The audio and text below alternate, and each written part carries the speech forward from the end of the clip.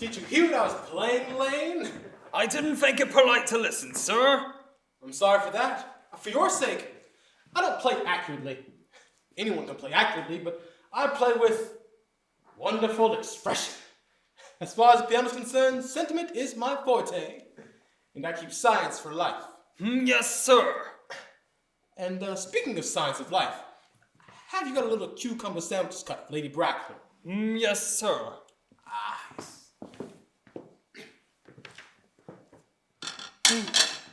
Yeah. Oh, by the way, Elaine, I see from your book that on Thursday night, when Lord Shorman and Mr. Worthing were dining with me, 8 bottles of champagne are entered as having been consumed. Yes, sir. 8 bottles. And a pint. Now, why is it that at bachelor's establishments, the servants invariably drink to champagne? I asked merely for information. I attribute it to the superior quality of the wine, sir. I have often observed that in married households, the champagne is rarely of a first-rate brand. Good heavens! Is marriage so demoralizing as that? I believe it to be a very pleasant state, sir. I have had little experience of it myself. I have only ever been married once. That was in consequence of a misunderstanding between myself and a young person. I don't think I'm much interested in your family life, Lane. No, sir. It is not a very interesting subject. I never think of it myself.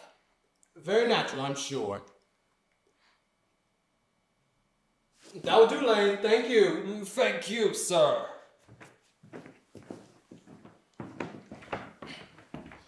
Lane's views on marriage seem somewhat lax. Really, if the lower orders don't set us a good example, then what on earth is the use of them? They seem, as a class, to have no sense of moral responsibility whatsoever.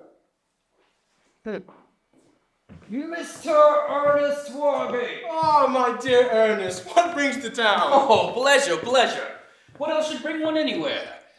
Eating as usual, I see, Algie. I believe it's customary in good society to take some slight refreshment at 5 o'clock. Tell me, where you been since last Thursday? In the country. What on earth do you do there? When one is in town, one amuses oneself. When one is in the country, one amuses other people. It is excessively boring. And who are the people you amuse? Oh, neighbors. Got nice neighbors in your part of Shropshire? Oh, perfectly horrid. Never speak to any of them. How immensely you must amuse them. By the way, Shropshire is your county, is it not? Shropshire? Mm-hmm. Yes, of course. Hello! Why all these cups? Why cucumber sandwiches? Why such reckless extravagance in one so young? Who's coming to tea? Oh, merely Aunt Augusta. And Gwendolyn. Oh, how perfectly delightful. Yes, that is all very well, but I'm afraid Aunt Augusta won't quite approve of your being here. May I ask why? My dear fellow, the way you flirt with Gwendolyn is perfectly disgraceful. It's almost as bad as the way Gwendolyn flirts with you. I am in love with Gwendolyn. I've come to town expressly to propose to her. I thought you had come for pleasure. I call that business. How utterly unromantic you are. I really don't see anything romantic in proposing. Well, it's very romantic to be in love, but I see no romance in a definite proposal. Why, one may be accepted. Oh, and one usually is, I believe. But then, the excitement is all gone. The very essence of romance is uncertainty. And if I ever get married, I'll slowly try and forget the fact. I have no doubt about that, dear Algie. The divorce court was specially invented for people whose memories are so curiously constituted. There's no speculating on that subject. Divorces are made in heaven. Please don't touch the cucumber sandwiches. They are ordered specially for Aunt Augusta.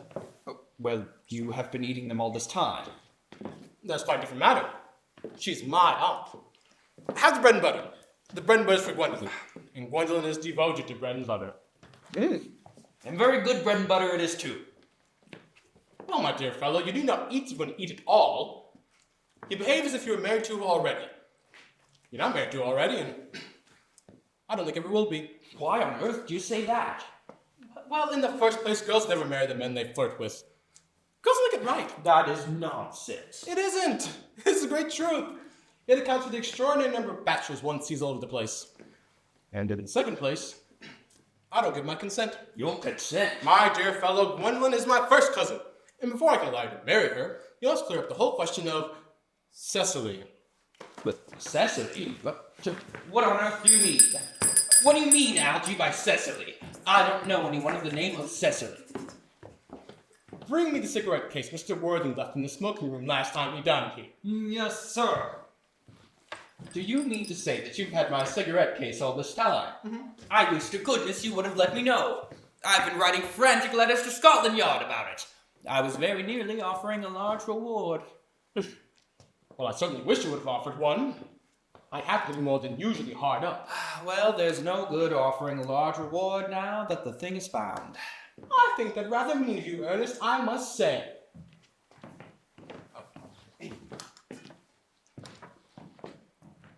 However, it makes no matter, for now that I look at the inscription inside, I see this thing isn't yours after all. Of course, it's mine. You've seen me with it 100 times, and you have no right whatsoever to read what is written inside. It's a very ungentlemanly thing to read a private cigarette case. Oh, it is absurd to have a hard and fast rule about what one should and what one shouldn't read. More than half of modern culture depends on what one shouldn't read. I am quite aware of the fact, and I don't propose to discuss modern culture. It isn't the sort of thing one should talk of in private. I simply want my cigarette case back. Yes, but this isn't your cigarette case. This cigarette case is a present from someone of the name of Cecily. And you said you didn't know any of that name. Well, if you want to know, Cecily happens to be my aunt. Your aunt. Yes, charming old lady she is too. Lives at Tunbridge Wells. Just give it back to me, Auntie. Yes. What does she call herself? Little Cecily. She's your aunt who lives in Tunbridge Wells. From little Cecily with her fondest love. My dear fellow, what on earth is there in that? Some aunts are tall, some aunts are not tall. That is a matter that surely an aunt may be allowed to decide for herself. You seem to think that all aunts should be exactly like your aunt. Oh. That is absurd. For heaven's sake, give me back my cigarette case. Yes, but why does your aunt call you her uncle? From little Cecily with her fondest love to her dear Uncle Jack. Ah! There's no objection, I must admit, to an aunt being a small aunt. But why an aunt would call her own nephew her uncle, I can't quite make out. And besides, his name isn't Jack at all. It is Ernest. It isn't Ernest. It's Jack. You have always told me your name was Ernest. I have introduced you to everyone as Ernest. You answer to the name of Ernest. You look as if your name was Ernest. You're the most Ernest-looking person I've met in my entire life. You search saying name is Ernest. It's on your cards. Mr. Ernest Worthing, B. 4 the Albany. I'll keep this as proof your name is Ernest. If ever you try and deny to me, or to Gwendolyn, or anyone else for that matter. Well, my name is Ernest in town and Jack in the country. And the cigarette case was given to me in the country. Yes, but that doesn't account for why your little Aunt Cecily, who lives in Tunbridge Wells, calls you her uncle. Honor boy, you best have a thing out at once. My dear Algie, you talk exactly as if you were a dentist. It is very vulgar to talk like a dentist when one isn't a dentist. It produces a false impression. That is exactly what dentists always do. Now go on, tell me the whole thing. And may I mention, I've always suspected you of being a confirmed and secret funburist, and I'm quite sure that now... Bunburyist? What on earth do you mean by a bunburyist? I will reveal to you the meaning of that incomparable expression as soon as you are kind enough to inform why you were Ernest in town and Jack in the country. Well, produce my cigarette case first. Here it is. Here it is. Now go on. Produce your explanation. And pray.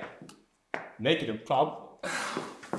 My dear fellow, there is nothing improbable about my explanation at all. In fact, it is perfectly ordinary. Old Mr. Thomas Cardew, who adopted me when I was a little boy, made me in his will guardian to his granddaughter, Miss Cecily Cardew. Cecily, who addresses me as her uncle from motives of respect that you could not possibly appreciate, lives at my place in the country, under the charge of her admirable governess, Miss Prism. And where is this place in the country, by the way? Oh, that is nothing to you, dear boy. You are not going to be invited. I may tell you candidly, the place is not in Shropshire. I suspected that, dear fellow. I've Bunbury all over Shropshire on 2 separate occasions. Now, go on. Tell me why you were Earnest in town and Jack in the country.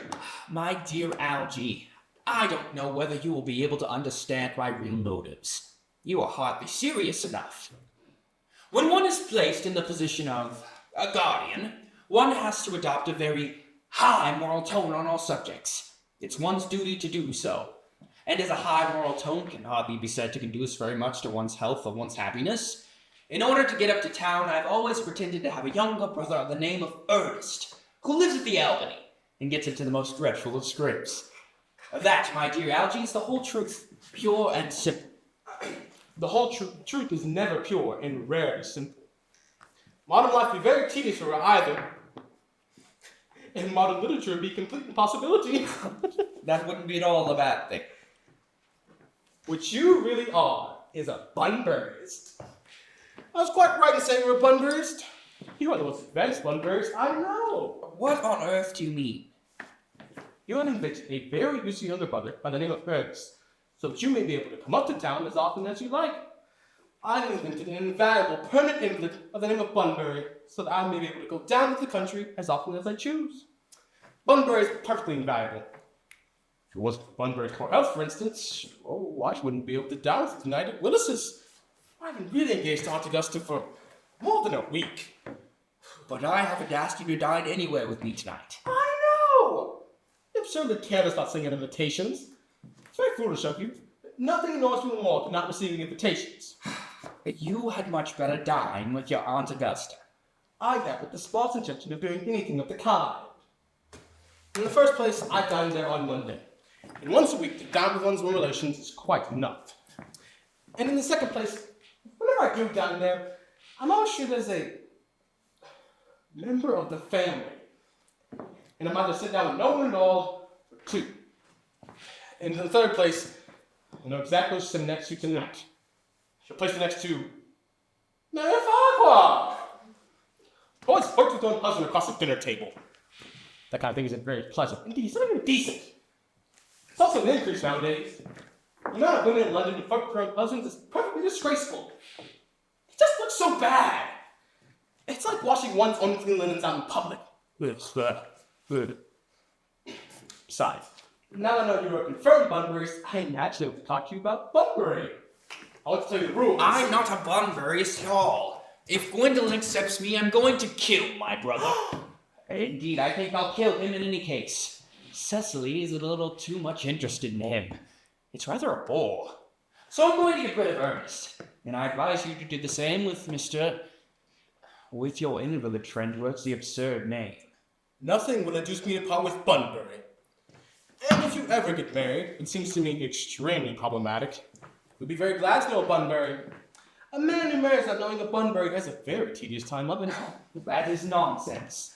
If I marry a charming girl like Gwendolyn, and she is the only girl I saw in my life that I would marry, I certainly won't want to know Bunbury. Then your wife will. You don't seem to realize, dear fellow, in married life, 3 is company and 2 is That, my dear young friend, is the theory that the corrupt French drama has been propounding for the last 50 years. Yes, and that the happy English home is proven in less than half the time. Oh, for heaven's sakes, don't be cynical. It's perfectly easy to be cynical. It's not easy being anything nowadays. There's such a lot of beastly competition about. Oh, that must be Aunt Augusta. Only creditors and relations ring in that Wagnerian manner. If I get Aunt Augusta out of the way for 10 minutes, so that you may have an opportunity of proposing Gwendolyn, will you allow me to dine with you tonight at Willis's? I suppose so, if you want to. But you must be serious about it. I hate people who are not serious about meals.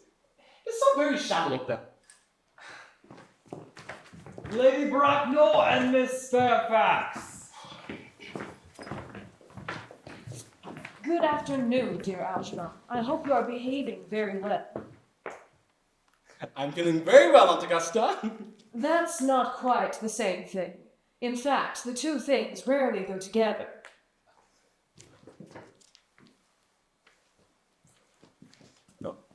Dear me, you are smart. I'm always smart.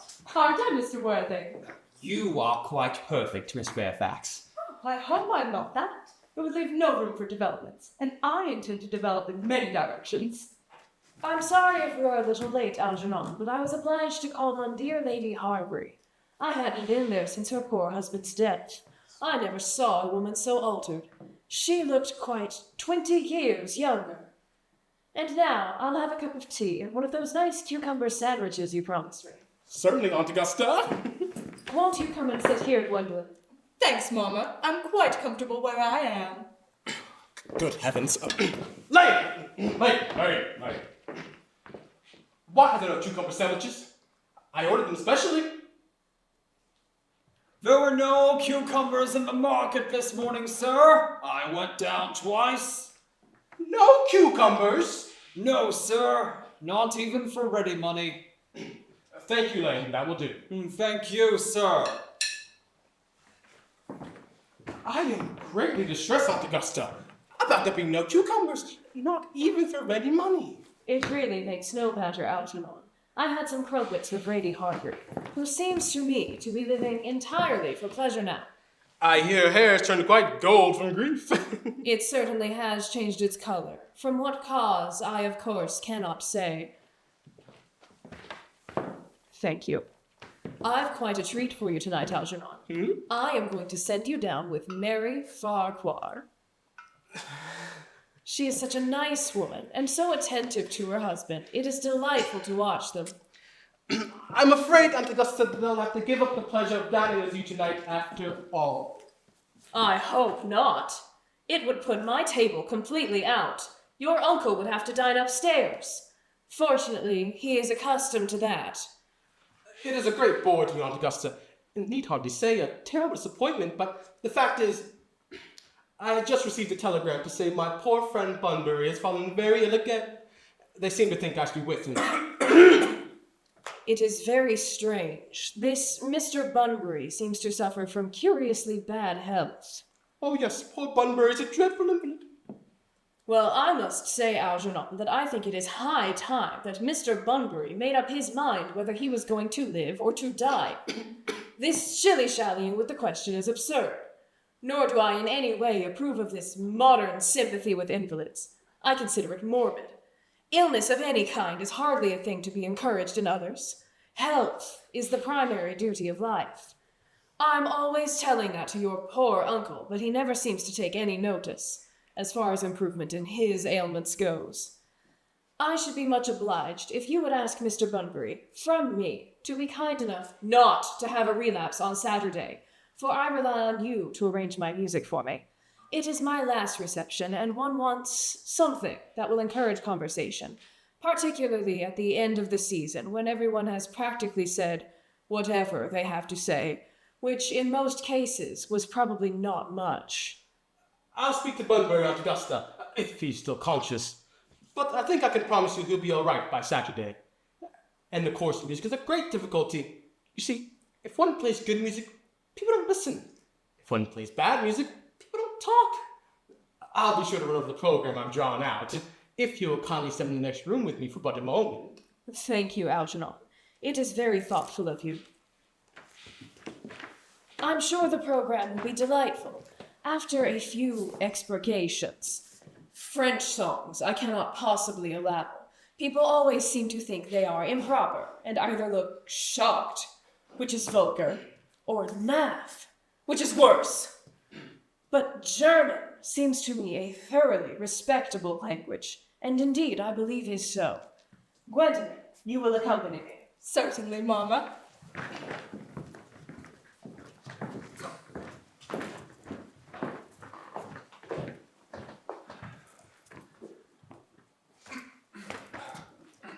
Charming day it's been, Miss Fairfax. Pray don't talk to me about the weather, Mr. Worthing. Whenever people talk to me about the weather, I feel quite certain that they mean something else, and that makes me so nervous. Well, I do mean something else. I thought so. In fact, I'm never wrong. And I would like to be allowed to take advantage of Lady Bracknell's temporary absence. I would certainly advise you to do so. Mama has a way of coming back suddenly into a room that I've often had to speak to her about.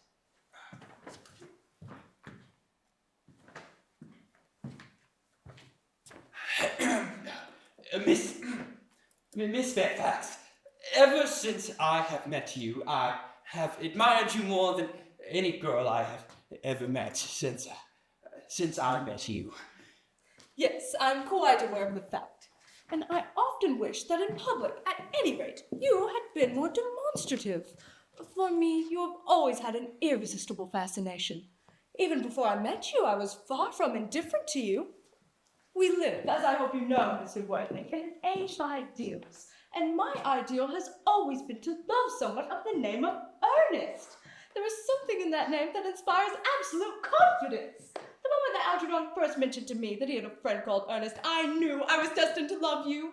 You really love me, Gwendolyn. Passionately. Darling, you don't know how happy you just made me. My own Earnest! But, of course, you don't mean to say you couldn't love me if my name wasn't Ernest. But your name is Earnest. Oh, yes, I know it is, but supposing it was something else, do you mean to say you couldn't love me then? Oh, that is clearly a metaphysical speculation, and like most metaphysical speculations, has very little reference at all to the actual facts of real life as we know them. Personally, darling, to speak quite candidly, I don't much care about the name of Ernest. I don't think the name suits me at all. Well, it suits you perfectly. It is a divine name. It has a music of its own. It produces vibrations. Well, I really, Gwendolyn, I must say, I think there are much other, nicer names. I think Jack, for instance, a charming name. Jack. No. There is very little music in the name Jack, if any at all, indeed. It does not thrill. It produces absolutely no vibrations. I have known several Jacks, and they were all without exception more than usually plain. And besides, Jack is a notorious dull necessity for John. And I pity any woman who is married to a man called John, as she would probably never be allowed the entrancing pleasure of a single moment's solitude. If the only really safe name is Earnest.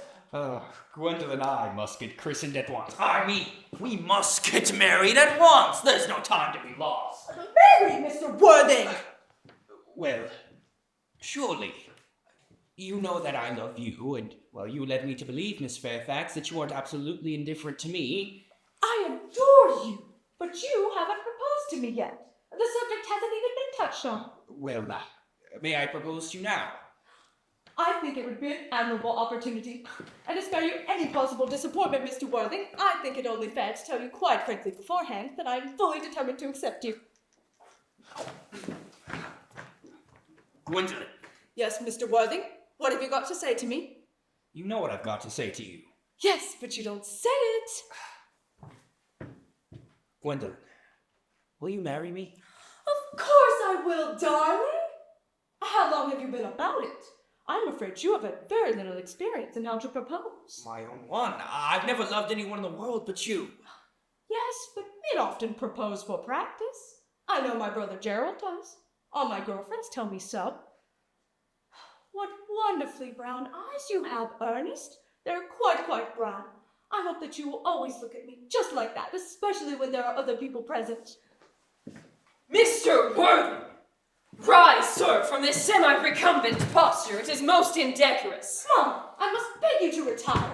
This is no place for you. And besides, Mr. Worthing has not quite finished yet. Finished what, may I ask? I am engaged to Mr. Worthing, Mama. Pardon me, you are not engaged to anyone. When you do become engaged to someone, I, or your father, should his health permit him, will inform you of the fact. An engagement should come on a young girl as a surprise, pleasant or unpleasant as the case may be. It is hardly a matter that she could be allowed to arrange for herself.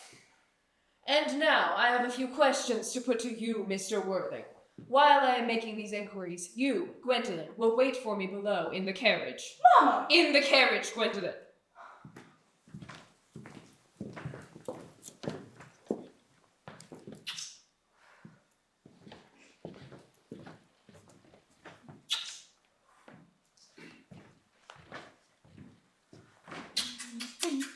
Gwendolyn, the carriage! Yes, Mama. You can take a seat, Mr. Worth. Thank you, Lady Bracknell. I prefer standing. I feel bound to tell you that you are not down on my list of eligible young men, although I have the same list as the dear Duchess of Bolton has. We work together, in fact. However, I am ready to put down your name should your answers be what a really affectionate mother requires. Do you smoke? Well, yes, I must admit I smoke. I'm glad to hear it.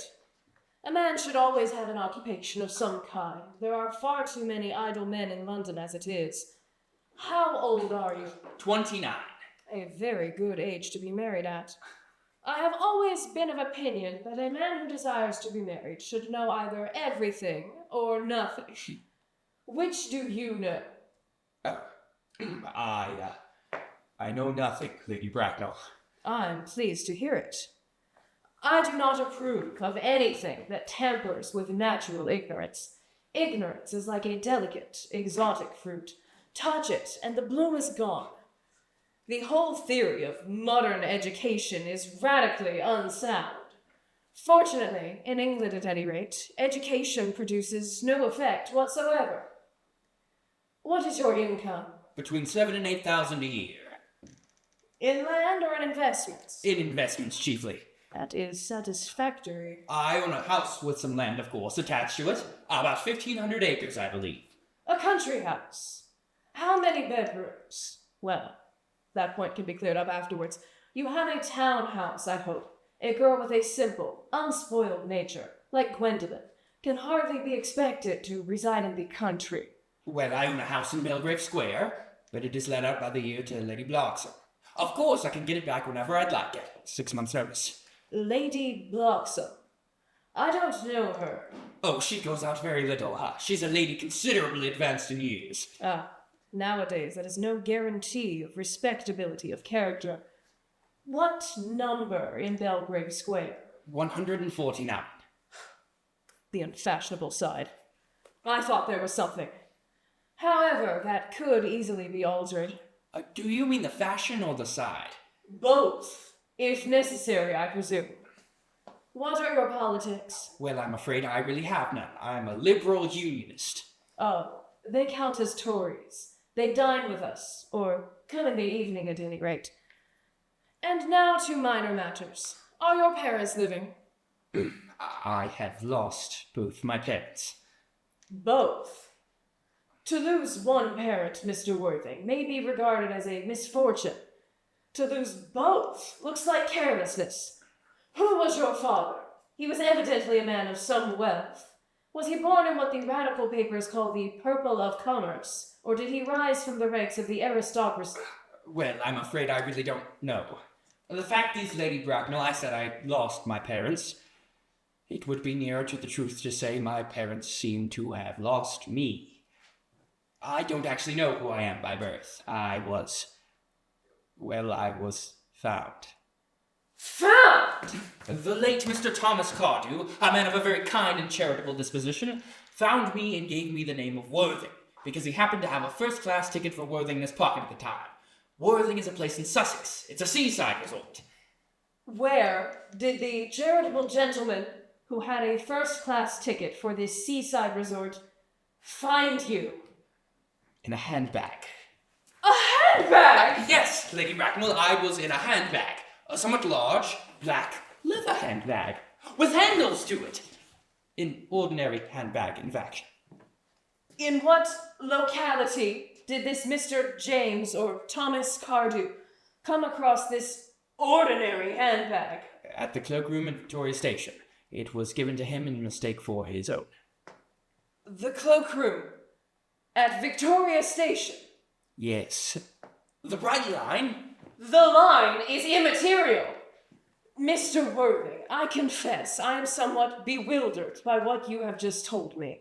To be born, or at any rate, bred, in a handbag, whether it had handles or not, seems to me to display a contempt for the ordinary decencies of family life that reminds one of the worst excesses of the French Revolution. And I presume you know what that unfortunate movement led to. As for the particular locality in which the handbag was found, a cloakroom at a railway station seems to conceal a social indiscretion. Has probably indeed been used for that purpose before now, but it can hardly be regarded as an assured basis for a recognized position in good society. Well, may I ask you then what you would advise me to do? I need hardly say I would do anything in the world to ensure Gwendolyn's happiness. I would strongly advise you, Mr. Worthing, to try and acquire some relations as soon as possible, and to make a definite effort to produce, at any rate, one parent of either sex before the season is quite over. Well, I don't see how I could possibly manage to do that. I could produce the handbag at any time. It is in my dressing room at home. I really think that should satisfy you, Lady Bracknell. Me, sir? What has it to do with me? You can hardly expect that I and Lord Bracknell would dream of allowing our only daughter, a girl brought up with the utmost care, to marry into a cloakroom and form an alliance with a parcel. Good morning, Mr. Worthing. Good morning.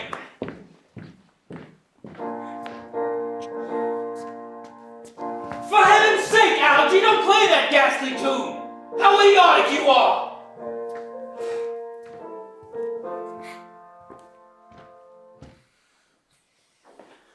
Didn't it go off all right, old boy? So, you don't mean to say Gwendolyn refused you? I knows what she has. She's always refusing people. I think most of the nature of her is... Gwendolyn is as right as a trick. As far as she's concerned, we are engaged. Her mother is perfectly unbearable. Never met such a gorgon. I don't really know what a gorgon is like, but I'm quite sure that Lady Bracknell is one. In any case, she is a monster without being a myth, which is rather unfair. I beg your pardon, Algie. I suppose I shouldn't talk about your own aunt in that way before you. Oh, my dear fellow, I love hearing my relations abused. It's the only thing that lets me put up with them at all. Relations are simply a tedious pack of people who haven't got the slightest knowledge on how to live. No the smallest instinct on when to die. That is nonsense. It isn't. I won't argue about the matter. You always want to argue about things. That is exactly what things were originally made for. Upon my word, if I thought that, I'd shoot myself. Oh. You don't think that there's any chance of Gwendolyn becoming like her mother in about 150 years, do you, Algie? All women become like their mothers. That is their tragedy. No man does. And that is his. Is that clever? It is perfectly phrased, and as true as any observation of civilized life can be. I'm sick to death of cleverness. Everybody's clever nowadays. You can't go anywhere without Without meeting clever people. The whole thing has become an absolute public nuisance. I wish to goodness we had a few fools left. Oh, we have. I should extremely like to meet them. What do they talk about? The fools? Oh, the clever people, of course. What fools? By the way, have you told Gwendolyn the truth of you being Ernest in town and Jack in the country? The truth isn't the sort of thing one tells to a nice, sweet, refined girl. What extraordinary ideas you have about the way to behave to a woman. The only way to behave to a woman is to make love to her if she is pretty. And to someone else if she is plain. That's just nonsense. What about your brother?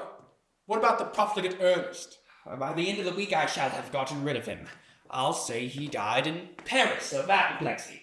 Lots of people die of apoplexy quite suddenly, don't they? Yes, but it is hereditary, my dear fellow. It's the kind of thing that runs in families. You'd much better say a severe chill. Are you sure severe chill's not hereditary or anything of the kind? Of course it isn't. Very well then. My poor brother Ernest is suddenly carried off in Paris by a severe chill. That gets rid of him. But I thought you'd said Miss Cardew was getting a little too interested in your brother Ernest. Won't she feel his loss a good deal? That is all right. Cecily is not a silly, romantic girl, I'm glad to say.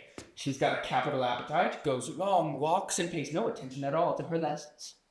Ooh, I'd like to see Cecily. Ooh, I think maybe we can't never do.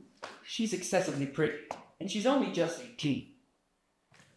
Does Gwendolyn know that you have an excessively pretty ward who's only just 18? One does not blurt these things out to people. Cecily and Gwendolyn are perfectly certain to be extremely great friends.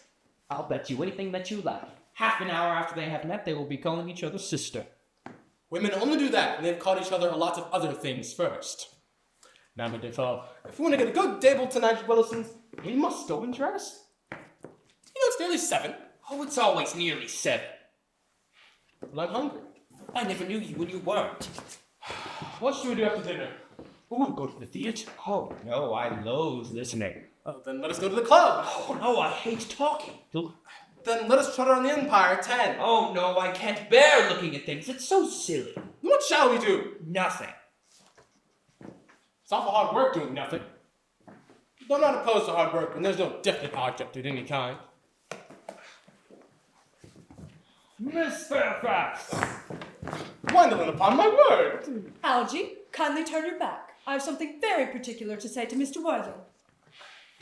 Gwendolyn, I don't think I can allow this at all. Algie, you always adopt a strictly immoral attitude towards life. You are not quite old enough to do that. My own darling. Ernest, we may never be married. From the expression on Mama's face, I fear we never shall. Few parents nowadays pay any regard to what their children have to say to them. The old-fashioned respect for the young is fast dying out. Whatever influence I ever had over Mama, I lost at the age of 3. But although she may prevent us from becoming man and wife, and I may marry someone else, and marry often, there is nothing she can possibly do that can alter my eternal devotion to you. Dear Gwendolyn. The story of your romantic origin, as related to me by Mama with unpleasing comments, has naturally stirred the deeper fibers of my nature. Your Christian name has an irresistible fascination. The simplicity of your character makes you exquisitely incomprehensible to me. Your address at the Albany I have. What is your address in the country? The Manor House, Walton, Hertfordshire. There is a good postal service, I suppose? It may be necessary to do something definite. That, of course, will require serious consideration. I will communicate with you daily. My own one. How long do you remain in town? Till Monday. Good. Algie, you may turn around now. Thanks, I've turned around already. You may also ring the bell. You will let me see you to your carriage, my own darling. Certainly. I shall see Miss Fairfax out. Yes, sir. A glass of sherry, then. Yes, sir. Tomorrow, Lane, I will go bunburying. Yes, sir. I'll probably be back till Monday, so you can go ahead and put out my dress clothes, my smoking jacket, and all the other bunbury things. Yes, sir.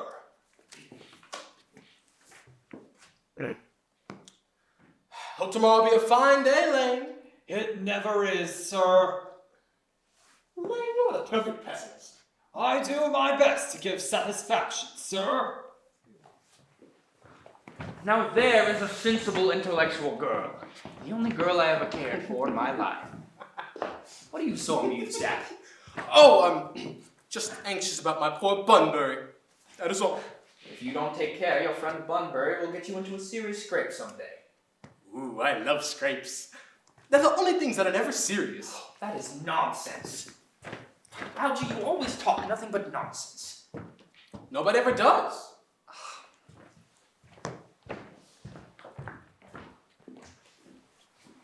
The Manor House, Walton, Hertfordshire.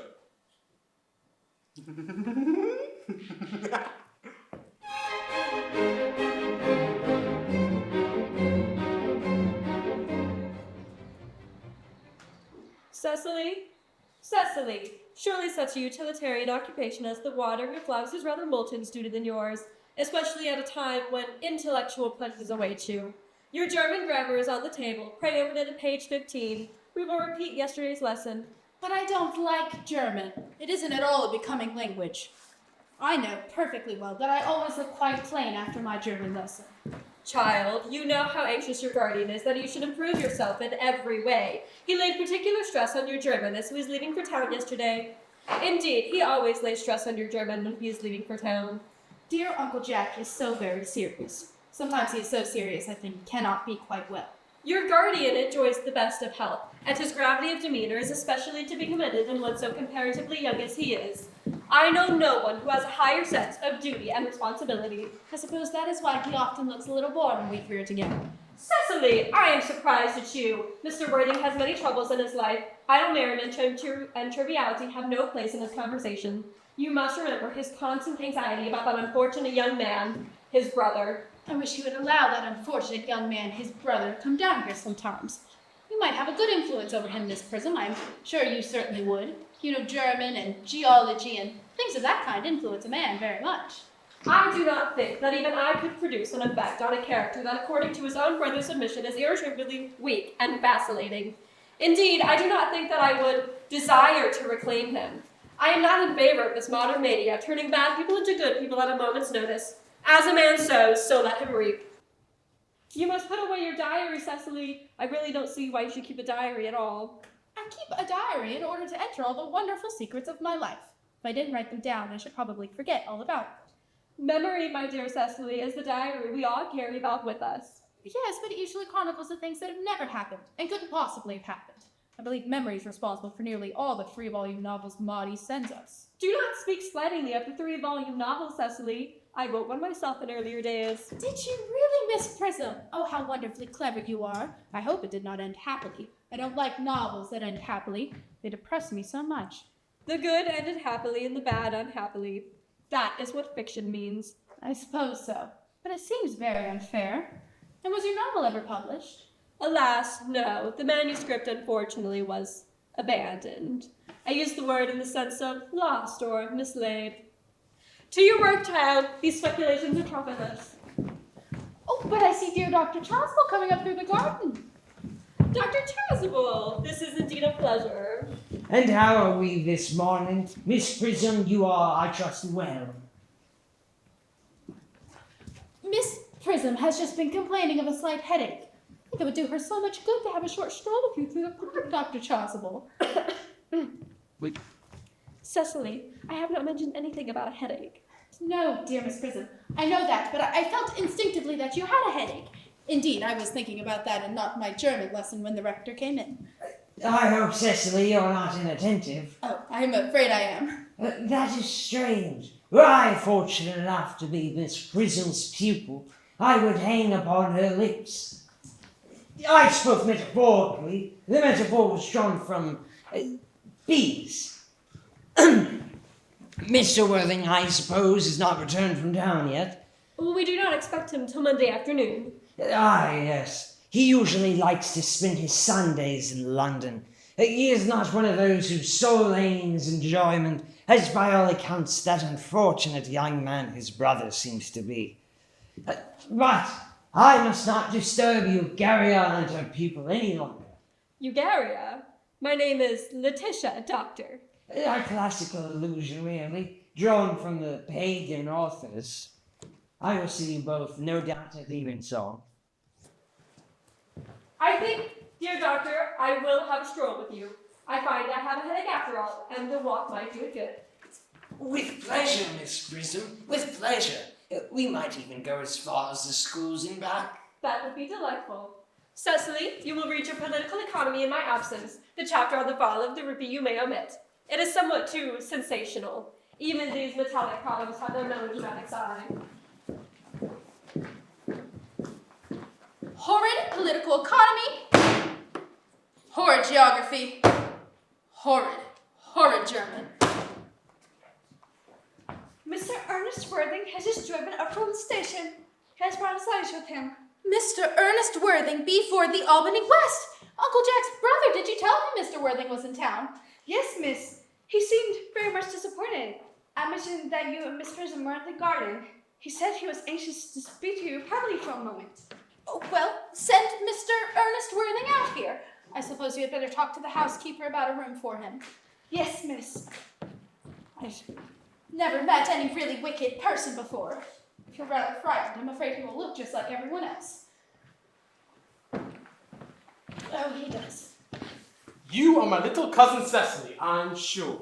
You are under some strange mistake. I am not little. In fact, I believe I am more than usually tall for my age. But I am your cousin Cecily. You, I see from your card, are Uncle Jack's brother, my cousin Ernest. My wicked cousin Ernest. Well, I'm not really wicked at all, cousin Cecily. You mustn't think I'm wicked. Oh, if you are not, then you have certainly been deceiving us all in a very inexcusable manner. I hope you have not been leading a double life, pretending to be wicked and being really good all the time. That would be hypocrisy. Of course, I've been rather reckless. I'm glad to hear it. Now that you mention the subject, I have been very bad in my own small way. I don't think you should be so proud of that. Though I'm sure it must have been pleasant. It is much pleasanter being here with you. I can't understand how you're here at all. Uncle Jack won't be back till Monday afternoon. No! That is a great disappointment. You see, I'm obliged to go up by first train Monday morning. I have a business appointment that I'm anxious to miss. Couldn't you miss it anywhere but in London? No, the appointment is in London. Well, I know, of course, how important it is not to keep a business engagement if one wants to retain any sense of the beauty of life. But still, I think you had better wait till Uncle Jack arrives. I know he wants to speak to you about your immigrating. About my what? You're immigrating. He's gone up to buy your outfit. I certainly won't let Jack buy my outfits. He has no taste in neckties at all. I don't think he will require neckties. Uncle Jack is sending you to Australia. Australia? Oh, I'd sooner die. Well, he said at dinner on Wednesday night that you would have to choose between this world, the next world, and Australia. Well, the accounts I've received of this next world in Australia aren't too encouraging. This world is good enough for me, Cousin Cecily. Yes, but are you good enough for it? I'm afraid I am not that. That is why I want you to inform me. You can make that your personal mission, if you don't mind, Cousin Cecily. I'm afraid I've no time this afternoon. Well, would you mind my reforming myself this afternoon? It is rather quixotic of you, but I think you should try. I will. I feel better already. You're looking a little worse. Oh, that's because I'm hungry. How thoughtless of me. I should have remembered that when one is going to lead an entirely new life, one requires regular and wholesome meals. Won't you come in? Thank you. Might I have a buttonhole first? I never have an appetite unless I have a buttonhole first. A Mary Chanel. No, I'd sooner have a pink one. Why? Because you are like a pink rose, Cousin Cecily. I don't think it can be right for you to talk to me like that. Miss Prism never says such things to me. Then Miss Prism is a short-sighted old lady. You are the prettiest girl I ever saw. Miss Prism says all good looks are a snare. They're a snare that any sensible man would like to be caught in. Oh, I don't think I would care to catch a sensible man. I shouldn't know what to talk to him about.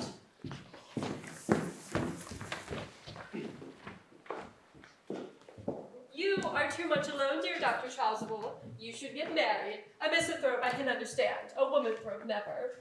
Believe me, I do not deserve so neologistic a phrase. The practice as well as the precept of the primitive church was distinctly against matrimony. That is obviously the reason why the primitive church has not lasted up to the present day.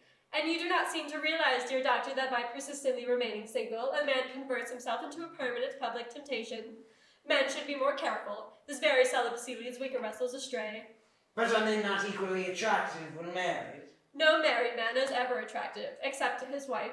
And often I've been told not even to her. That depends on the intellectual sympathies of the woman. Maturity can always be depended on. Ripeness can be trusted. Young women are green. I spoke horticulturally. My metaphor was drawn from fruits. But where is Cecily? Perhaps she followed us to the schools. Mr. Worthing! Mr. Worthing. This is indeed a surprise. We did not look for you till Monday afternoon. I have returned sooner than I expected. Dr. Chasuble, I hope you are well. Dear Mr. Worthing, I trust this garb of woe does not betoken some terrible calamity. My brother! More shameful if that's an extravagance. Still leading his life of pleasure. Dead! Your brother Ernest dead? Quite dead. What a lesson for him. I trust you will profit by it. Mr. Worthing, I offer you my most sincere condolence. You have at least the consolation of knowing that you are always the most forgiving and generous of brothers. Poor Ernest! He had many faults, but it is a sad, sad blow. Very sad indeed. Were you with him in the end? No, he died abroad. In Paris, in fact. I had a telegram last night from the manager of the Grand Hotel. Was the cause of death mentioned? A severe chill, it seems. As a man sows, so let him reap. Charity, dear Miss Prism, charity.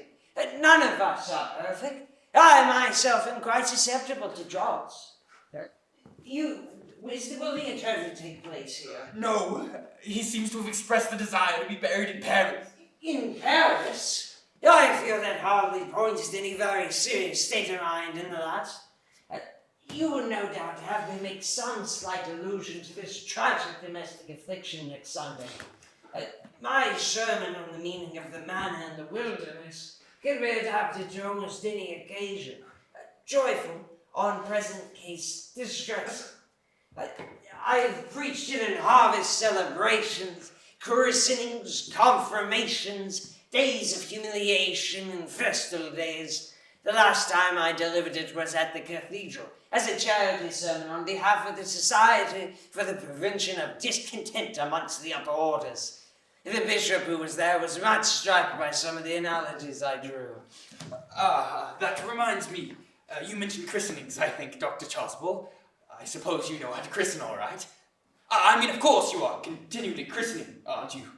It is, I regret to say, one of the rector's most constant duties in his parish. I have often spoken to the poorer classes on the subject, but they don't seem to know what thrift is. But is there any infant in whom you are interested in, Mr. Worthing? Your brother, I believe, was unmarried, was he not? Oh, yes. People who live entirely for pleasure usually are. But it isn't for any child, dear doctor. I'm quite fond of children. No, the fact is I would like to be christened myself this afternoon, if you have nothing better to do. But surely, Mr. Worthing, you've already been christened. I don't remember anything about it. But do you have any grave doubts on this subject? I certainly intend to have. Of course, I don't know if the thing would bother you in any way, or if you think I'm a little too old now. Not at all. The practice of the sprinkling and indeed the practice of immersion is a completely canonical practice. Immersion. You need have no apprehension. Sprinkling is all that is necessary, or I deem advisable. Whether so changeable. At what hour would you wish the ceremony performed? I might trot around about 5 if that would suit you. Perfectly. In fact, I have 2 similar ceremonies to perform at that time. A case of twins that recently occurred on one of the outlying cottages of your own estate. Paul Jenkins, the carter, a most hard-working man.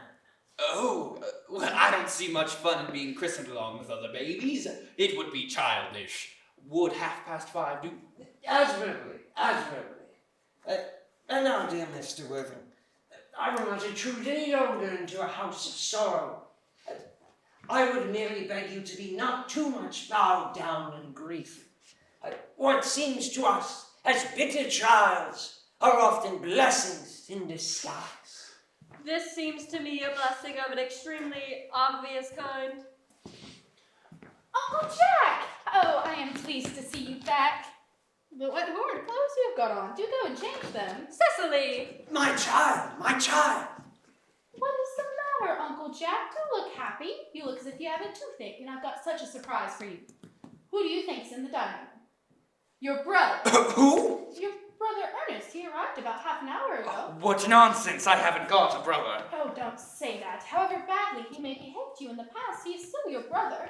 You couldn't be so heartless as to disown him. I will tell him to come out, and you'll shake hands with him, won't you, Uncle Jack? These are very joyful tidings. After we had all been resigned to his loss, his son's return seems to me peculiarly distressing.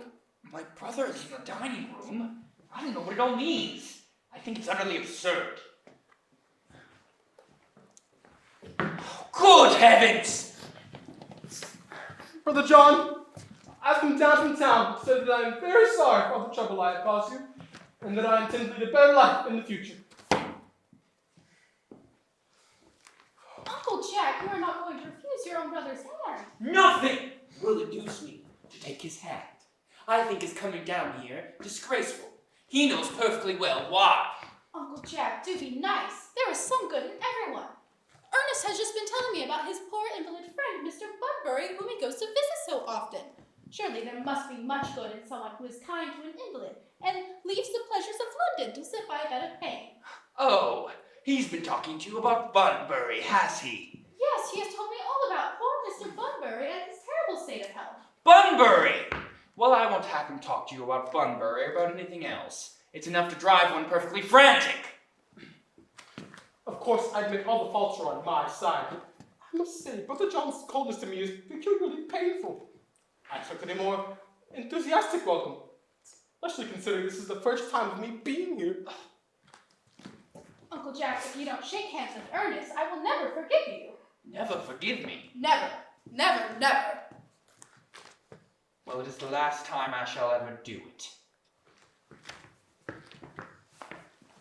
It's pleasant, is it not, to see such a perfect reconciliation?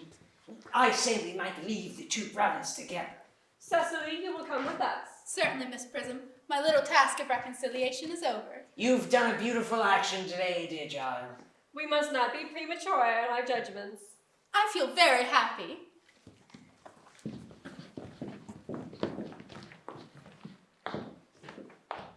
You young scoundrel, Algie! You must get out of this place as soon as possible. I don't allow Bunbury here. I have put Mr. Ernest Thanks in a room next to yours, sir. I suppose that is alright. What? Mr. Ernest's luggage, sir. I have unpacked it in the room next to your own. His luggage. Yes, sir. 3 portmanteaus, a dressing case, 2 hat boxes, and a large luncheon basket. I'm afraid I can't stay more than a week this time. Marilyn, order the dog cart at once. Mr. Earnest has been suddenly called back to town. Yes, sir. What a fearful liar you are, Jack. I've not been called back to town at all. Yes, you have. I haven't heard anyone call me. Your duty as a gentleman calls you back. My duty as a gentleman is never once to interfere with my pleasures in the smallest degree. I can quite understand that. Oh, Cecily is a dog. You are not to talk of Miss Cardew like that. I don't like it. Well, I don't like your clothes. You look perfectly ridiculous in them. Why on earth don't you go up and change? It's perfectly childish to be in deep mourning for a man who intends to stay with you in your house for a whole week as a guest. I call it protest. You are not staying with me for a whole week as a guest or as anything else. You have got to leave. As a 4-5 train. Well, I certainly won't leave you as long as you are in mourning. You stay with me if I were in deep mourning, I suppose. I think it rather unkind if you did. Well, will you go if I change my clothes? Yes, if you're not too long. I've never seen someone take so long to dress and with such little result. Well, at any rate, that is better than being always overdressed, as you are. If I'm occasionally a little overdressed, I always make up for it by being immensely overeducated. Your vanity is ridiculous. Your conduct an outrage, and your presence in my garden is utterly absurd. However, you have got to catch the 4-5, and I hope you'll have a pleasant journey back to town. This Bunburying, as you call it, has not been a great success for you. I think it's been a great success. I'm in love with Cecily, and that is everything. But I must see her before I leave. And make arrangements for another Bunbury. Oh, there she is. Oh, I merely came back to water the roses. I thought you were with Uncle Jack. He's gone to order the dog cart for me. Oh, is he going to take you for a nice drive? He's going to send me away. Then we have got to part. I'm afraid so. And a very painful parting it is. It is always painful to part from people whom one has known for a very brief space of time.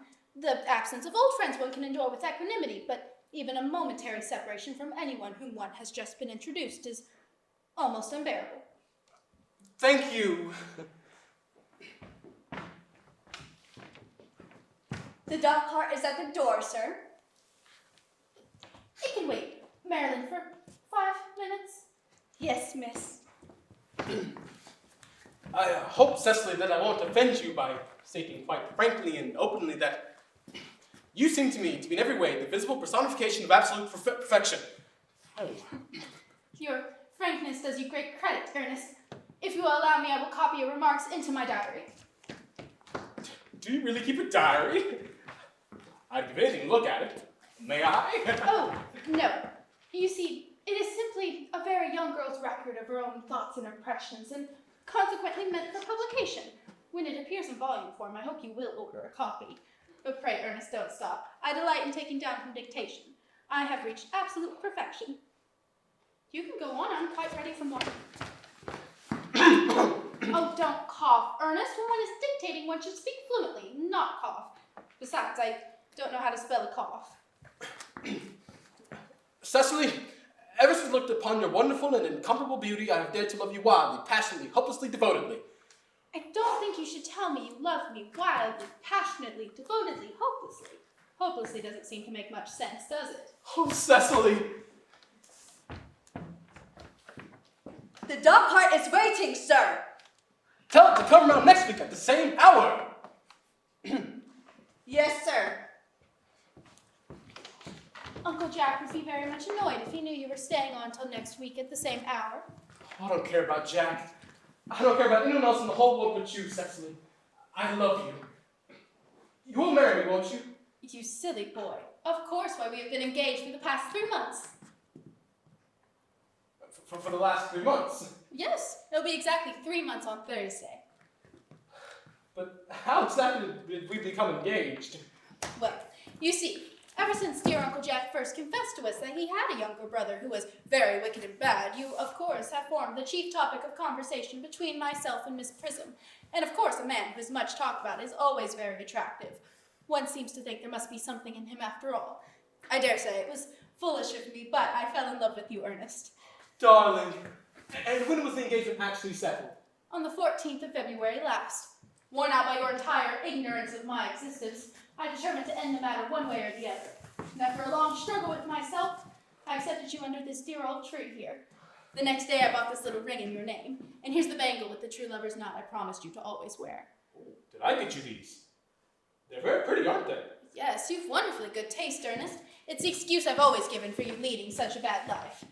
And here is the box in which I keep all your dear letters. My letters? My dear sweet Cecily, I've never written you any letters.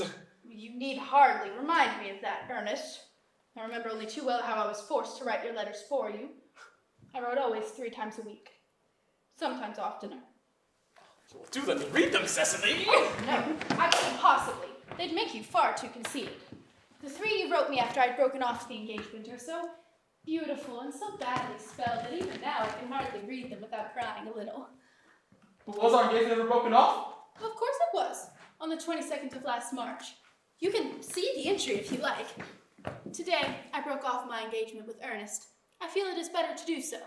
The weather still continues charming. Why did you break it off? What have I done? I did nothing at all. Cecily, I'm very much hurt indeed to hear you broke it off. Especially when the weather was so charming. Well, it would have hardly been a really serious engagement if it hadn't been broken off at least once. But I forgave you before the week was out. What a perfect angel you are, Cecily. You dear romantic boy. Oh, I hope your hair grows naturally. Does it? Yes, with a little help from others, of course. Oh, I'm so glad. And you'll never break off our engagement again, will you, Cecily? Well, I don't think I could break it off now that I've actually met you. Besides, of course, there is the question of your name.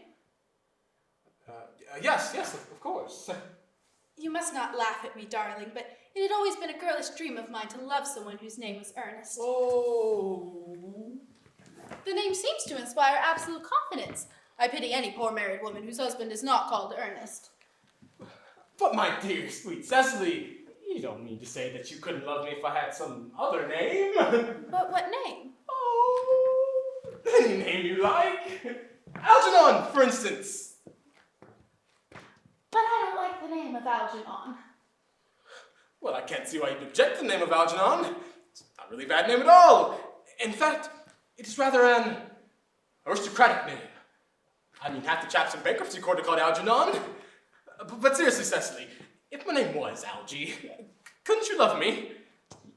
I might respect you, Ernest. I might admire your character, but I fear I should not be able to give you my undivided attention. Cecily, your rector here, I suppose, is thoroughly experienced in all the rites and ceremonies of the church. Oh, yes. Dr. Joswell's a most learned man. He has never written a single book, so you can imagine how much he knows. Cecily, I'm gonna see him on a very important christening. I mean, very important business. Oh, I shall be back in a half an hour. considering that we've been engaged since February the 14th, and that I only just met you today for the first time, it feels rather hard that you should leave me for so long a period as half an hour. Couldn't you at least make it 20 minutes? I shall be back in no time.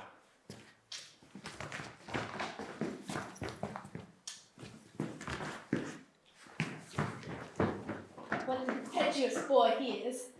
I like his hair so much. I must enter his proposal in my diary.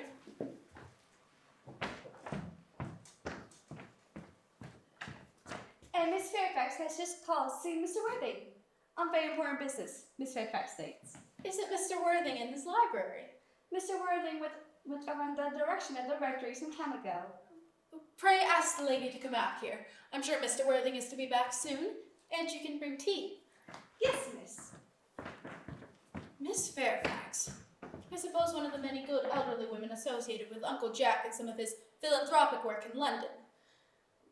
I don't quite like women who are interested in philanthropic work. I think it is so forward of them.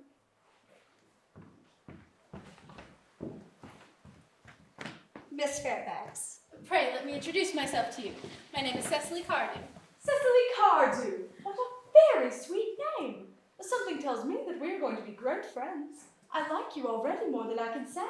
My first impressions of people are never wrong. Well, how nice of you to like me so much after we have known each other such a comparatively short time.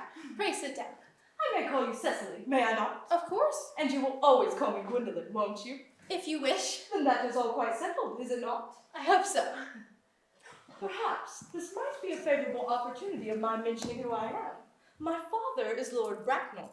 You've never heard of Papa, I suppose? I don't think so. Outside the family circle, Papa, I'm glad to say, is entirely unknown. I think that is quite as it should be. The home seems to me to be the proper sphere for the man. Cecily, Mama, whose views on education are remarkably strict, has brought me up to be extremely short-sighted. It is part of her system. So do you mind my looking at you through my glasses? Oh, not at all, Gwendolyn. I am very fond of being looked at. You're here on a short visit, I suppose? Oh no, I live here. Really? Your mother, no doubt, or some female relative of advanced years resides here also? Oh no, I have no mother, nor in fact any relations. Indeed. My dear guardian, along with the assistance of Miss Prism, has the arduous task of looking after me. Your guardian? Yes, I'm Mr. Worthing's ward. Oh, it is strange he never mentioned to me that he had a ward. How secretive of him. He grows more interesting hourly. I'm not sure, however, that the news inspires me with feelings of unmixed delight. I'm very fond of you, Cecily. I've liked you ever since I met you. But I'm bound to state that now that I know that you are Mr. Worthing's ward, I can't help expressing a wish that you were, well, just a little older than you seem to be, and not quite so very alluring in appearance. In fact, if I may speak candidly, Pray do. I think whenever one has anything unpleasant to say, one should always be quite candid. well, to speak with perfect candor, Cecily, I wish that you were fully 42 and more than usually plain for your age. Ernest has a strong, upright nature. He's the very soul of truth and honor. Disloyalty would be as impossible to him as deception. But even men of the noblest possible moral character are extremely susceptible to the physical charms of others. I beg your pardon, Gwendolyn, but did you say Ernest? Yes. Oh, but it is not Mr. Ernest Worthing who's my guardian. It is his brother, his elder brother. Ernest never mentioned to me that he had a brother. I'm sorry to say they have not been on good terms for a long time. Ah, that accounts for it. And now that I think of it, I have never heard any man mention his brother. The subject seems distasteful to most men. Cecily, you have lifted a load from my mind. I was growing almost anxious. It would have been terrible if any cloud had come across a friendship like ours, would it not? Of course, you are quite sure that it is not Mr. Earnest Worthing who is your guardian? Quite sure. In fact, I'm going to be his. I beg your pardon. Dearest Gwendolyn, there's no reason why I should make a secret of it to you. Our little country newspaper is sure to chronicle the fact next week. Mr. Ernest Worthing and I are engaged to be married. My darling Cecily, I think there must be some slight error. Mr. Ernest Worthing is engaged to me. The announcement will appear in the Morning Post on Saturday at the latest. You must be under some misconception. Ernest proposed to me exactly 10 minutes ago.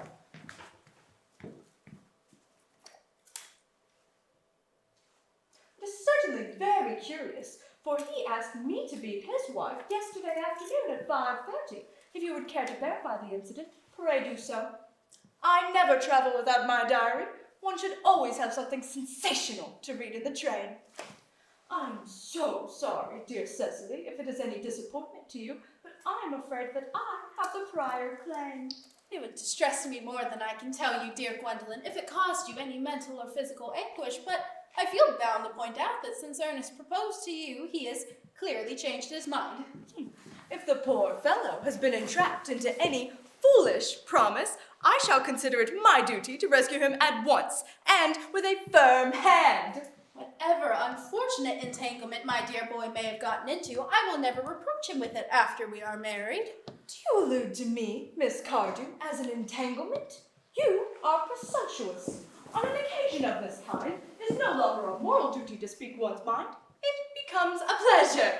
Do you suggest, Miss Fairfax, that I entrapped Ernest into an engagement?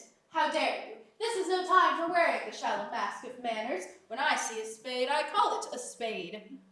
I am glad to say that I have never seen a spade. It is obvious our social spheres have been widely different. Shall I tea as usual, miss? Yes, as usual. Are there many interesting walks in the vicinity, Miss Cardew? Oh yes, a great many. On top of one of the hills quite close, one can see 5 counties. 5 counties. I don't think I should like that. I hate crowds. I suppose that is why you live in town. Quite a well-kept garden this is, Miss Cardew. So glad you like it, Miss Fairfax. I had no idea there were any flowers in the country. Well, flowers are as common here, Miss Fairfax, as people are in London. Personally, I don't understand how anybody manages to exist in the country, if anybody who is anybody does. The country always bores me to death. This is what the newspapers call agricultural depression, is it not?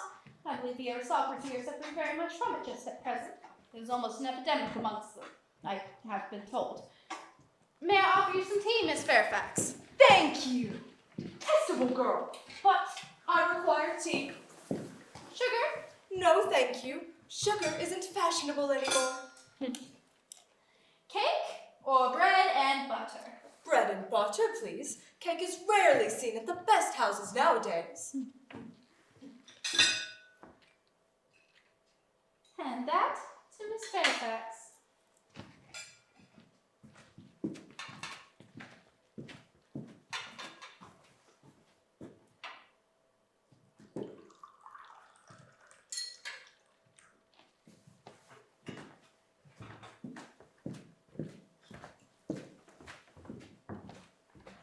You have filled my tea with lumps of sugar, and though I ask most distinctly for bread and butter, you have given me cake. I am known for the gentleness of my disposition and the extraordinary sweetness of my nature, but I warn you, Miss Cardew, you may go too far. To save my poor innocent trusting boy from the machinations of any other girl, there are no lengths to which I would not go. From the moment I saw you, I distrusted you. I felt that you were false and deceitful. I am never deceived in such matters. My first impressions of people are invariably right. It seems to me, Miss Fairfax, that I am trespassing on your valuable time. No doubt you have many other calls of a similar character to make in the neighborhood. Ernest! My own Ernest! Gwendolyn, darling. A moment. May I ask if you are engaged to be married to this young lady? Oh, to dear little Cecily? Of course not. What could have put such an idea into your pretty little head? Thank you. You may. I knew there must be some misunderstanding, Miss Fairfax. The gentleman whose arm is at present round your waist is my dear guardian, Mr. John Worthing. I beg your pardon. This is Uncle Jack. Jack! Ow! Here is Ernest. My own love. A moment, Ernest. May I ask, are you engaged to be married to this young lady? To my young lady. Oh! Good heavens, Gwendolyn! Yes, to good heavens, Gwendolyn. I mean to Gwendolyn. course not. What could have put an idea into your pretty little head? Thank you. You may. I felt there was some slight error, Miss Cardew. The gentleman who is now embracing you is my cousin, Mr. Algernon Moncrief. Algernon Moncrief. Oh. Are you called Algernon? I cannot deny it. Oh, is your name really John? I could deny it if I liked. I could deny anything if I liked.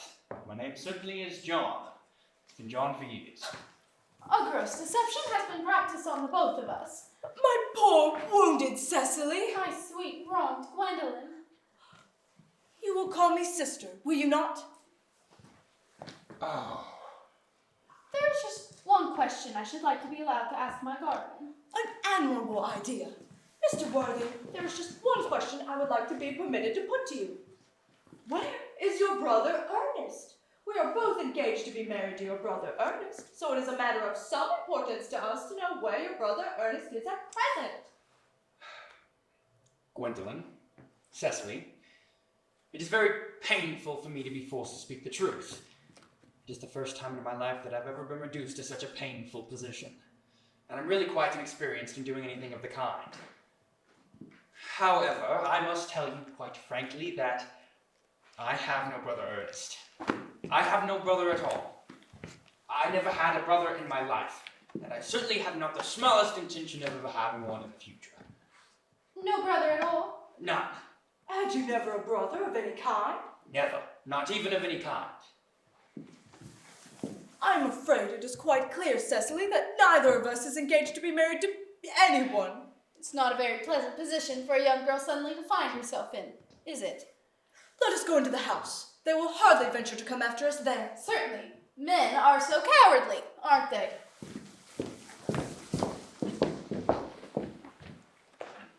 This ghastly state of things is what you call bun-burying, I suppose. Yes. And what a wonderful bunbury it is. The most wonderful bunbury I've had in my entire life. Well, you've no right whatsoever to bun-bury here. Oh, that is absurd. One has the right to bunbury anywhere one chooses. Every serious bunburist knows that. Serious bun-buries, to good heavens. If one wants any amusement in life, one must be serious about something. I happen to be serious about bunbury. What you're serious about, I haven't the slightest knowledge. About everything I should fancy, you have something absolutely trivial nature. Well, the only small satisfaction I get about this whole wretched business is that your friend Bunbury is quite exploded. You won't be able to run down to the country so often as you used to do, dear Algie. A very good thing, too. Your brother seems a bit off color, doesn't he, dear Jack? You won't be able to disappear up to London as frequently as your wicked custom was, and not a bad thing either. As for your conduct towards Miss Cardew, I must say your taking in a sweet, simple, innocent girl like that is quite inexcusable, to say nothing of the fact that she is my ward. I see no possible defense in your deceiving a brilliant, clever, thoroughly experienced young girl like Miss Fairfax. You say nothing of the fact that she is my cousin. I wanted to be engaged to Gwendolyn, that is all. I love her. I simply want to be engaged to Cecily. I adore her. Well, there's certainly no chance of your marrying Miss Cardew. I don't see much likelihood of you and Miss Fairfax being united. Well, that is no business of yours. If it was my business, I certainly wouldn't talk about it.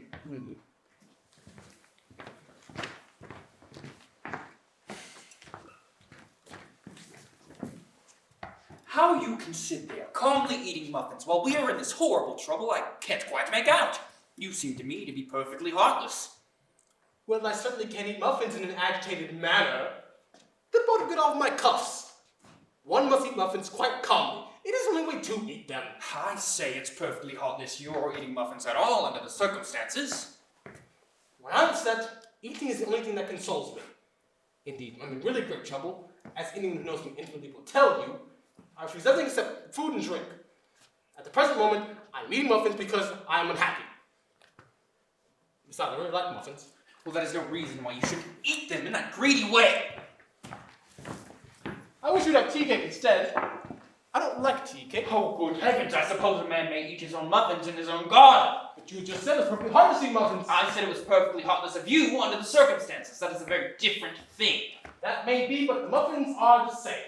Algie, I wish to goodness you would go. You can't ask me to leave without having dinner first. Never go without dinner. No one ever does. It's absurd. The only people who go without dinner are vegetarians and people like that. Besides, I just made arrangements with Dr. Chasuble to be christened at 6:15 under the name of Earnest. My dear fellow, the sooner you get that nonsense out of your head, the better. I have made arrangements with Dr. Chasuble to be christened myself at 5:30, and naturally I will take the name of Earnest. Gwendolyn would wish it. We can't both be christened Earnest. It's absurd. Besides, I have perfect right to be christened if I'd like. There's no evidence at all that I've been christened by anybody. I should think it extremely probable that I never was. And so does Dr. Chasuble. It is entirely different in your case. You have been christened already. Yes, but I've never christened for years. Yes, but you have been christened. That is the important thing. Quite so. Something of my constitution can stand it. If you're not quite sure if you ever had been christened, I think it rather dangerous if you venture on it now. It might make you very unwell. You can hardly forget that someone really close to you was nearly carried off this week in Paris by severe chill. But you said yourself a severe chill was not hereditary. It used to be, I know! But I dare say it is now. Science is making such wonderful advancements in things. That is nonsense, Algie. You always talk nothing but nonsense. Jack, you were at the muffins again! I told you I was particularly fond of muffins. But I hate tea cake. Then why do you allow them to be served to your guests? What ideas of hospitality you have? Algernon, I've already told you, I don't want you here. Why won't you go? Because I haven't quite finished my tea yet. You ate all the muffins.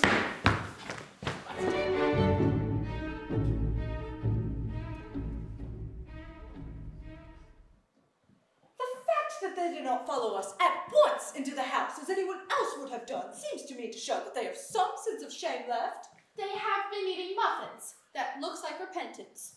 Well, they don't seem to notice us at all. Couldn't you cough? Oh, but I haven't a cough. They're looking at us. What effrontery! Oh, they're approaching. That's so forward of them. Let us preserve a dignified silence. Certainly. It's the only thing to do now.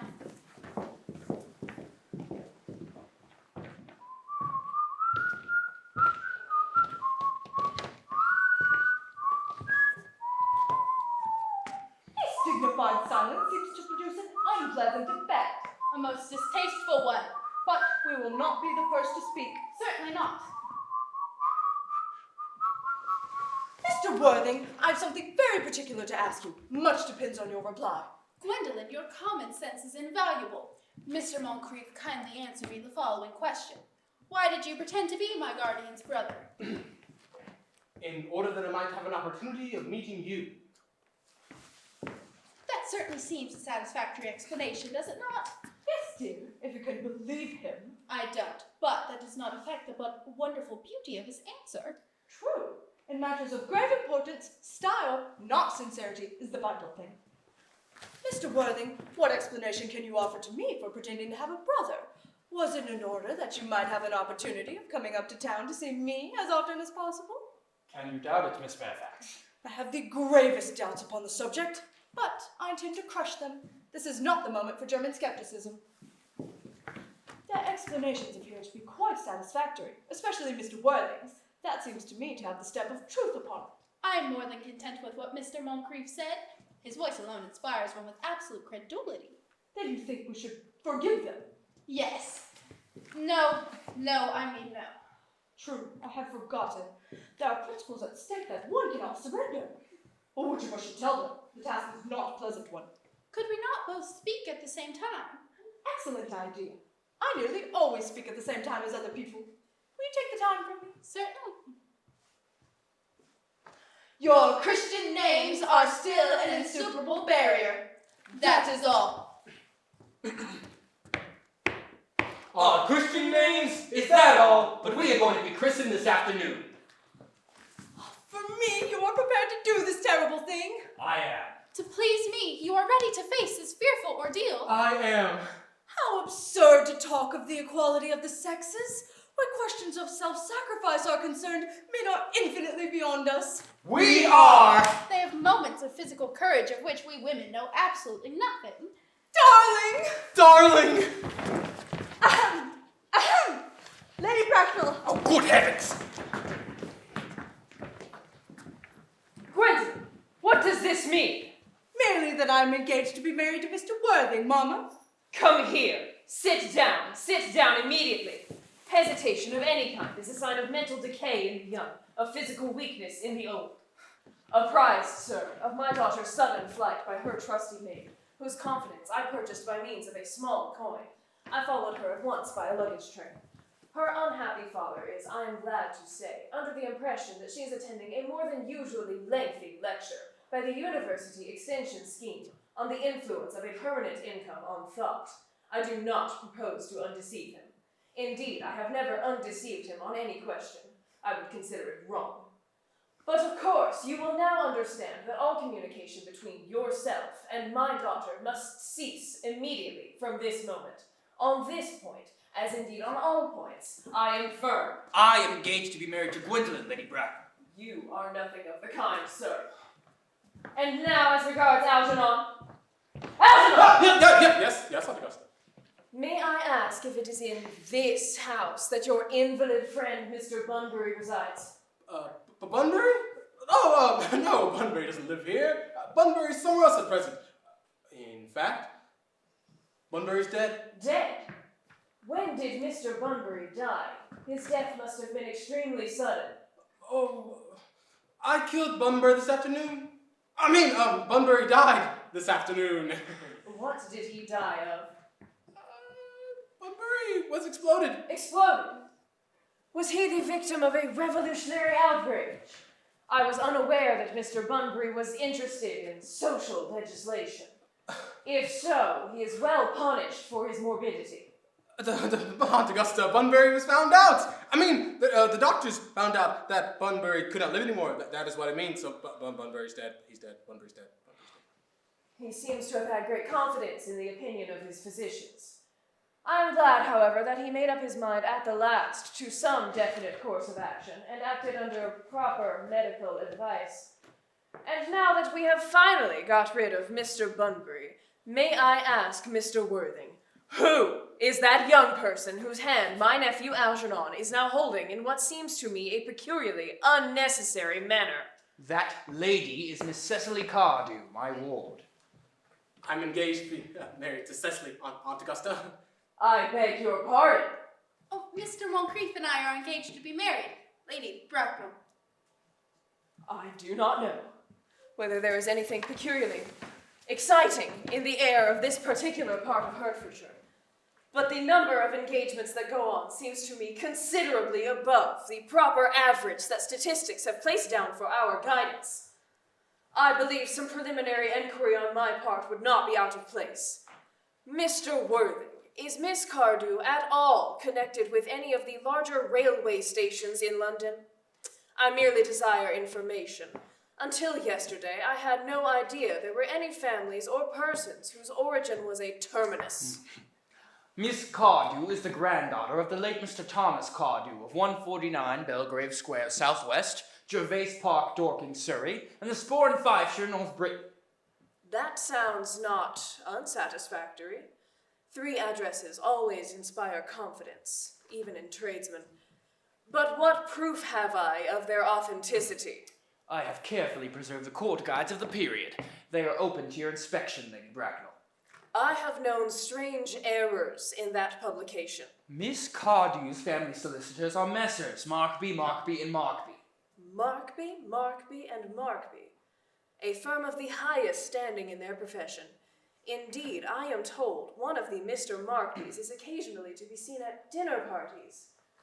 So far, I am satisfied. Oh, how extremely kind of you, Lady Bracknell. I have also in my possession, you will be pleased to hear, certificates of Miss Cardew's birth, baptism, whooping cough, registration, vaccination, confirmation, and the measles, both the German and English variety. A life crowded with incident, I see. Though perhaps somewhat too exciting for a young girl. I'm not myself in favor of premature experiences. Gwendolyn, the time approaches for our departure. We have not a moment to lose. As a matter of form, Mr. Worthing, I had better ask if Miss Cardew has any little fortune. Oh, about £130,000 in the funds. That is all. Goodbye, Lady Bracknell. So pleased to have seen you.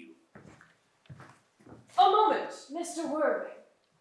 £130,000. And in the funds. Miss Carter seems to me a most attractive young lady now that I look at her.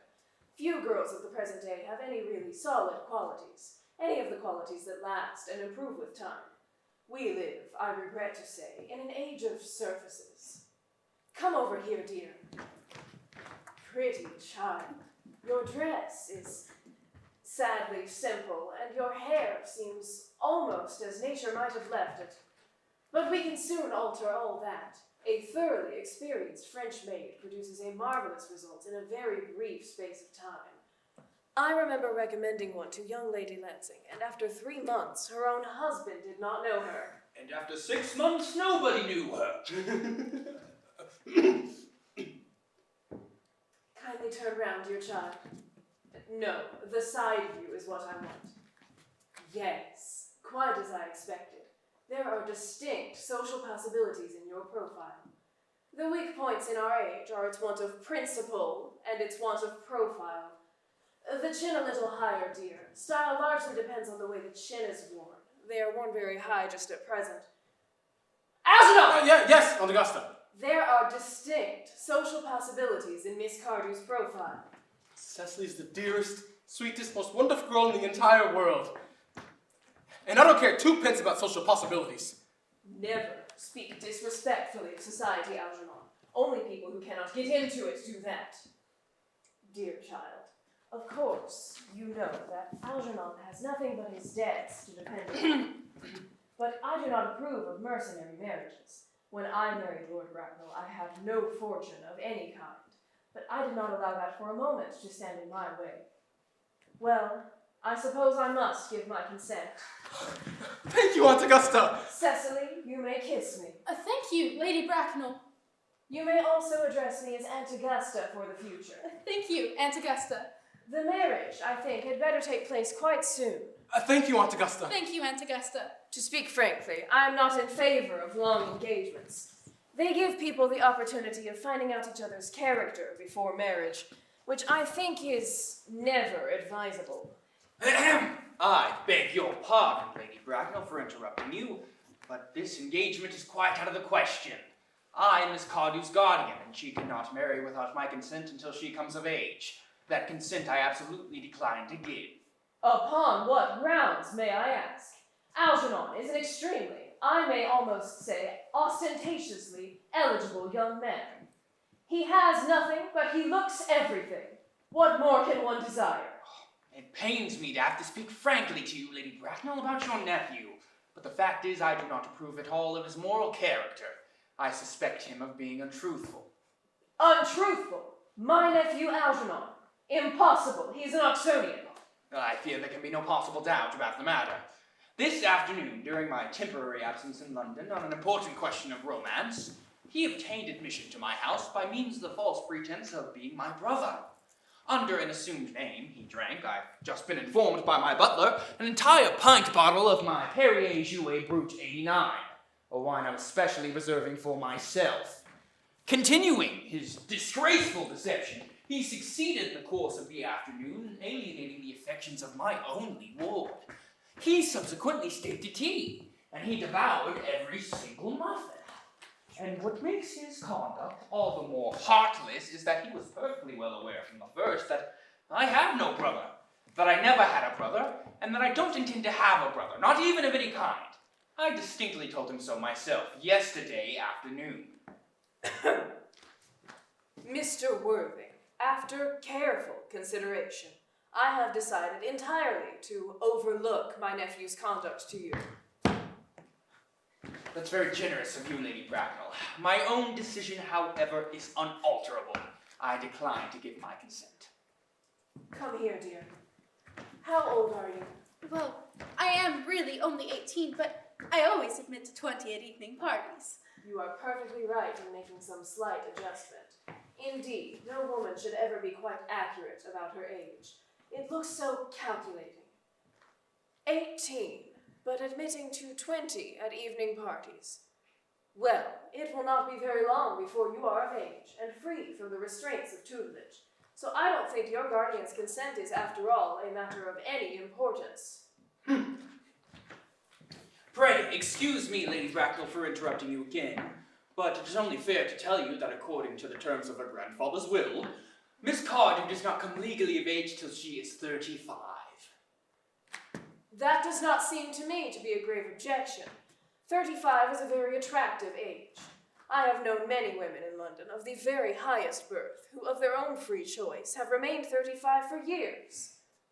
Lady Dumbleton is an instance in point. To my own knowledge, she has been 35 ever since she arrived at the age of 40, which was many years ago now. I see no reason why our dear Cecily would not be even still more attractive at the age you mentioned than she is at present. There will be a large accumulation of property. Algie, could you wait for me till I was 35? Of course I could, Cecily. You know I could. Yes, I felt it instinctively, but I couldn't wait all that time. I hate waiting 5 minutes for anybody. It always makes me rather cross. I am not punctual myself, I know, but I do like punctuality in others, and waiting even to be married is quite out of the question. Then what is to be done, Cecily? I don't know, Mr. Moncrief.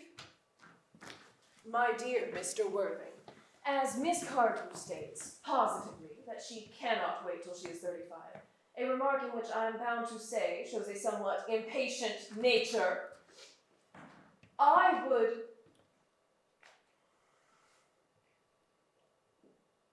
beg of you to reconsider your decision. My dear Lady Bracknell, the matter is entirely in your hands. As soon as you consent to my marriage with Gwendolyn, I will most gladly allow your nephew to form an alliance with my ward. Surely you know that what you propose is out of the question. Then a passionate celibacy is all that any of us can look forward to. That is not the destiny I propose for Gwendolyn. Algernon, of course, can choose for himself. Come, dear. We have already missed 5, if not 6 trains. To miss any more might expose us to comment on the platform. Everything is quite ready for the christenings. The christenings, sir. Is not that somewhat premature? Both of these gentlemen have expressed a desire for immediate baptism. At their age. The idea is grotesque and irreligious. Algernon, I forbid you to be baptized. I will not hear of such excesses. Lord Bracknell would be highly displeased if he learned that that was the way in which you wasted your time and money. Am I to understand that there are to be no christenings at all this afternoon? I don't think that as things are now, it would be of much practical value to either of us, Dr. Choswell. I am grieved to hear such sentiments from you, Mr. Worthing.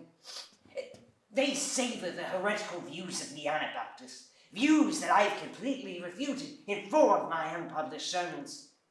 However, as your present mood seems to be one peculiarly secular, I will return to the church immediately. In fact, I have just been informed by the pew opener that for the last hour and a half Miss Prism has been waiting for me in the vestry. Miss Prism? Did I hear you mention a Miss Prism? Yes, Lady Bracknell, I'm on my way to join her. Pray allow me to detain you for a moment. This matter may prove to be one of vital importance to Lord Bracknell and myself. Is this Miss Prism a female of repellent aspect, remotely connected with education? She is of the most cultivated of ladies, and the very picture of respectability. It is obviously the same person. May I ask what position she holds in your household? I am a servant, madam. Miss Prism, Lady Bracknell, has been for the last 3 years Miss Cardew's esteemed governess and valued companion. In spite of what I hear of her, I must see her at once. Let her be sent for. She approaches. She's nigh. I was told you expected me in the vestry, dear Canon. I have been waiting there for you for 1 hour and 3/4. Prism! Come here, Prism!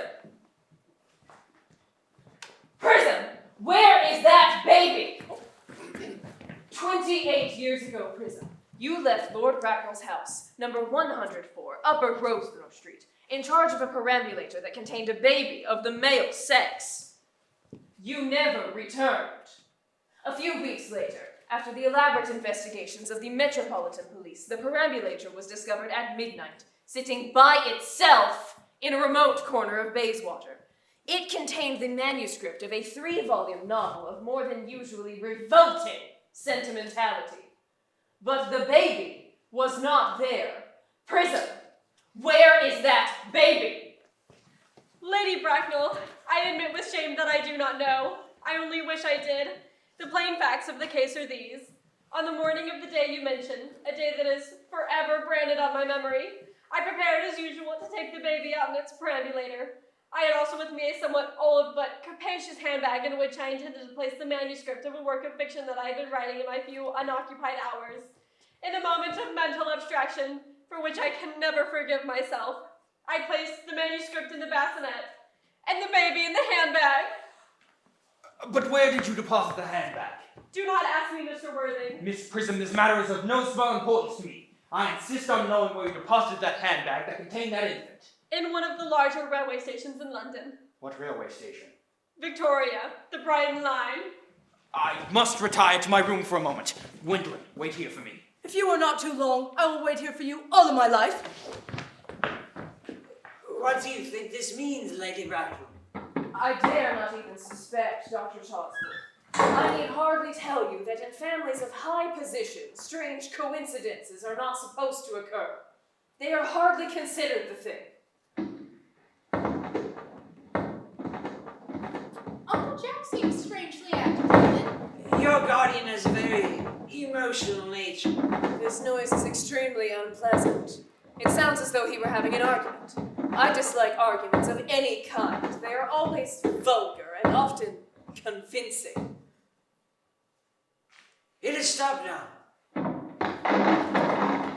I wish he would arrive at some conclusion. This suspense is terrible. I hope it will last. Is this the handbag, Miss Prism? Examine it carefully before you speak. The happiness of more than one life depends on your answer. It seems to be mine. Yes, here is the injury it received through the upsetting of a Gower Street omnibus in younger and happier days. And here is the stain caused by the explosion of a temperance beverage, an incident that occurred in Leamington. And here on the locker my initials. I had forgotten that in an extravagant mood I had had them placed there. This bag is undoubtedly mine. I am delighted to have it restored to me. It has been a great inconvenience being without it all these years. More is restored to you than this handbag, Miss Prism. I was the baby you placed in it. You? Yes! Mother! Mr. Worthing, I am unmarried. Unmarried?